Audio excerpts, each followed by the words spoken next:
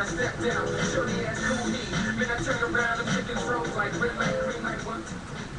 up, guys?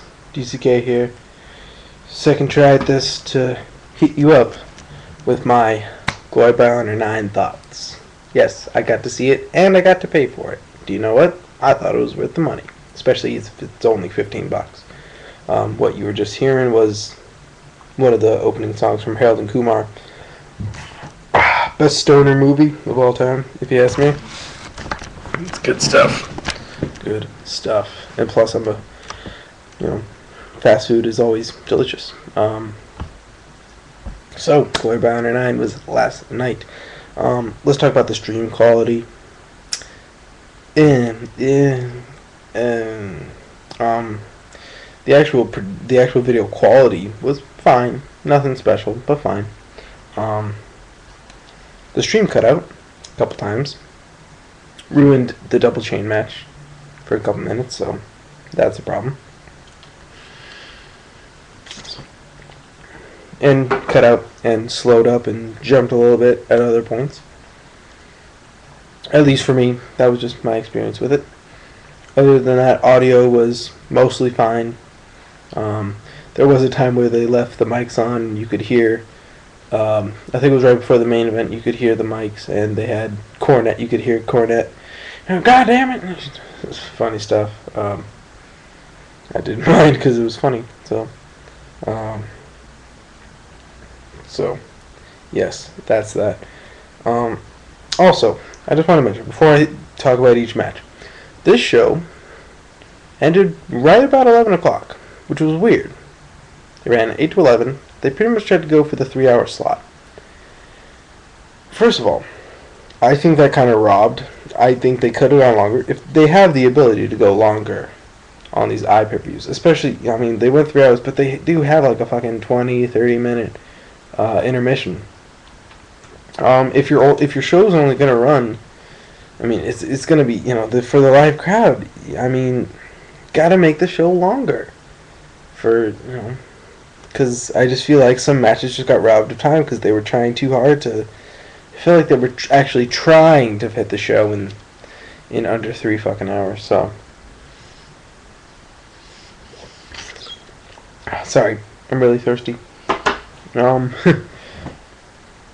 And there were matches like Jay Briscoe and Kenny King. What else? And the main event, which I think were 2 matches that got robbed of some time that I think could have used it for some,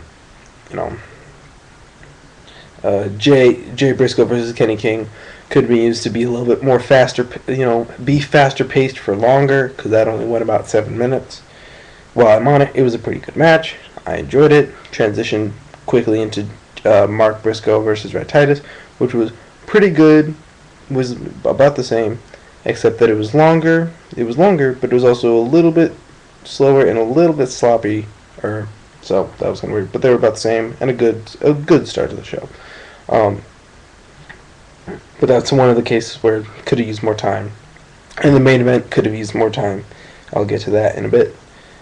So I just felt it kind of weird that they crammed all that into 3 hours, including the 30-minute intermission. But they made good use of most of it because they had it was like almost 10 minutes devoted to talking about to showing the Davey Richards interview that Jim Cornette did with him, where Davey, he re-signed with ROH. That's a big deal, folks. That's a big deal. Jesus Christ. Like, people probably think that I'm like stealing that kind of stuff from Truth Slayer, but honestly, I've done that in regular life before I started watching videos, so don't think that I'm trying to steal from Truth Slayer. I respect Truth Slayer, but I'm not trying to steal his style. That's just how I talk sometimes. So Davey staying, that's a big deal. He's getting the title shot at Final Battle. It's gonna be crazy. They could get real creative with this Davey re-signing thing. Really good. So yes.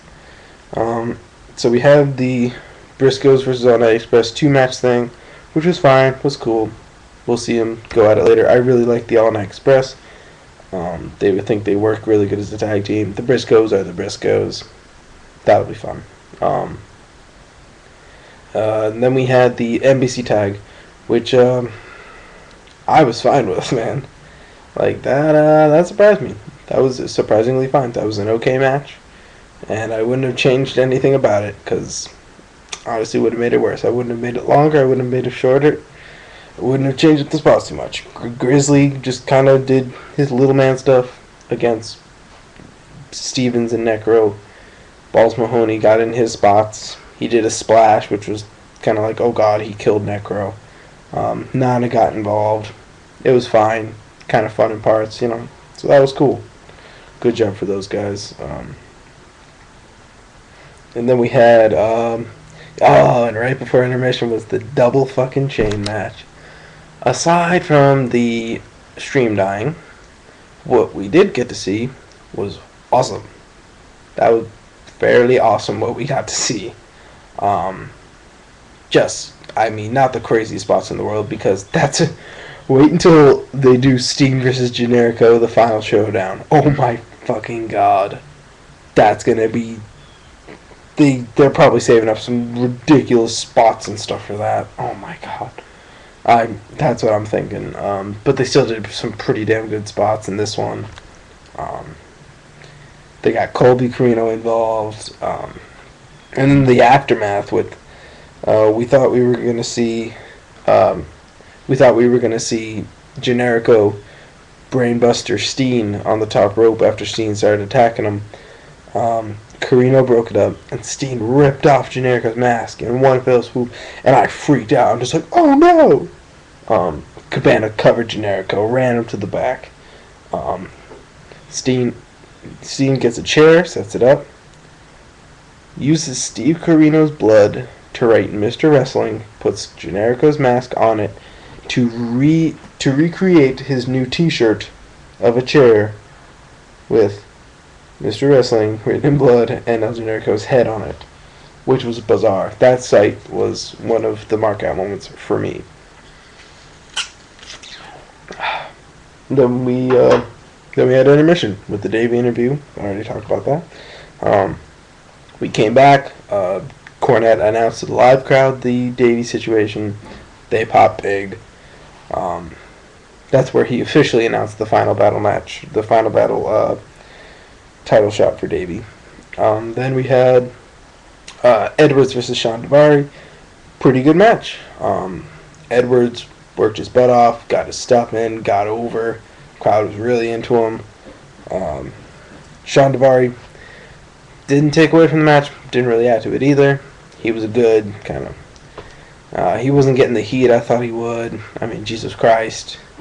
Most of his career has been an anti-America gimmick, and it's 9/11, but hey, the New York crowd didn't shit on him that too much, as much as I thought. So, there's that. Yeah, Eddie really looked good. Then we had Aries and Daniels. Very good match. However, kind of boring in parts. And it felt like they could have done more before doing the finish. I felt that they still had spots that they could have done before. They could have put in some more spots, some more wrestling, even some more wrestling, like in the beginning parts, and some spots later on. They could have filled up the match a little more. This was another match where I think the time, it just didn't get, that little bit more time to elevate a little more. But cool finish. Yeah, I'm trying not to give away stuff because you should probably go over to the show. I mean, it's not nearly what Death Before Dishonor was, but it's a great show and it's only $15, so go fucking see it. GoFightLive.tv, yes.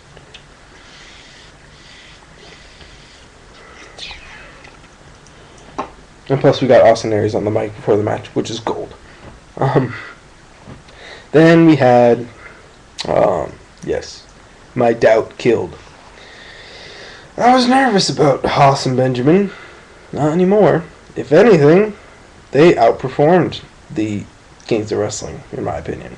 They really, I felt the Kings of Wrestling weren't where they were a notch below where they could have been, and a notch below where Kings of Wrestling were operating, where World's Greatest Tag Team was operating. I mean, it was a cool match. Even the slow parts, it was intense enough to where you got into it. Benjamin and Haas were just so.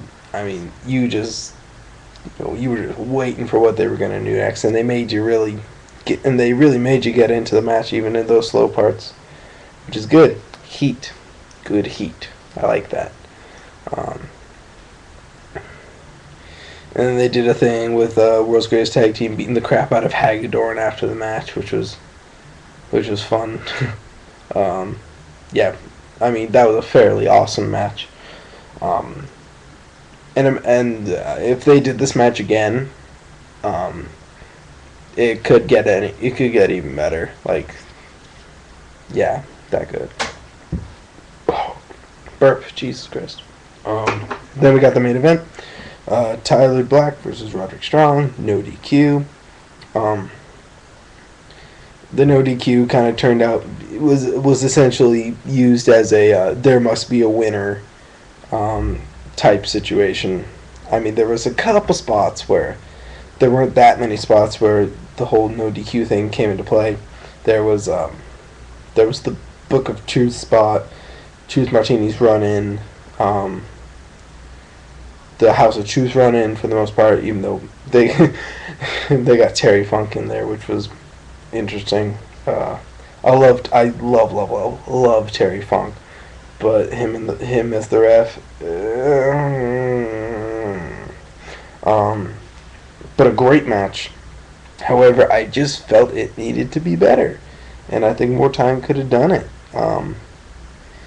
I felt they could have used the beginning to draw more crowd heat. They could have played with the crowd a smidge more while doing. They could have done some more opening chain wrestling stuff. Because it didn't take long for them to freaking get into some more like outside brawling and outside spots and stuff like that. And what the fuck's the phone doing? Okay.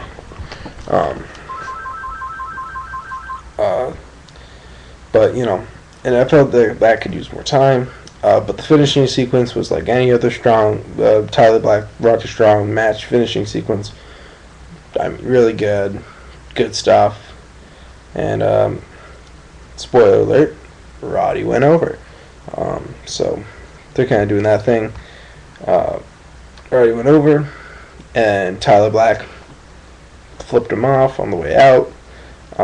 And I'm just like, oh god, they're ending the show like this? Really? Yeah. But then, to make the people forget all about Tyler Black,